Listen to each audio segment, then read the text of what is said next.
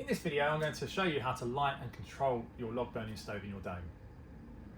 If you've just arrived at the dome, you already have a pre-built fire for you, just like this.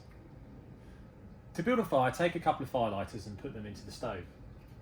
Then take a couple of eco brick and put those into the stove too. Then take some kindling and put that just over the fire lighters. Now keep in mind, you still need to access the fire lighters to light them.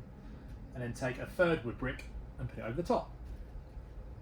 To light the fire, strike a match and then light the fire lighters just in the fire. It will take a few seconds for it to get going.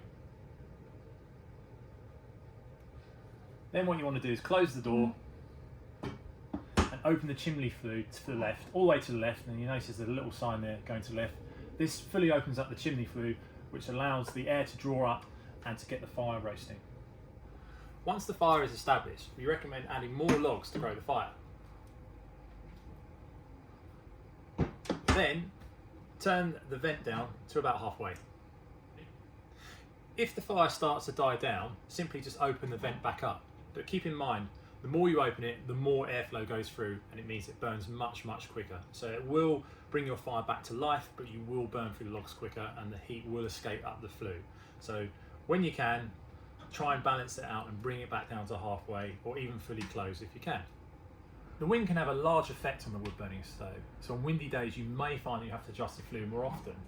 It'll also be a lot harder to get the fire lit and established too, so you may have to put extra kindling on to get the fire as hot as you can. The key here, get the fire as hot as you can to make sure that the heat rises and the airflow goes up the chimney flue rather than back down. Another great tip for building with the fire, try not to smother the fire. So leave big gaps actually around the flames, creating a stacked pyramid effect. If you smother the fire, it can't breathe and it just basically puts it out. Whereas if you leave lots of gaps around the flames, it lets the airflow draw through the fire and basically gives you a really good fire. When you light your fire, it's really important you do not have the roof extraction fan on. The reason for this is because it creates a vacuum in the dome and it pulls all of the airflow back down through the flue and fills your dome full of smoke. If you've already done this, we recommend turning the fan off, opening the dome door as wide as you can and letting time for the smoke to go out. All of our domes are equipped with extra nighttime heating to help out with the wood burning stove for those extra cold nights. To turn them on, simply press the timer button here.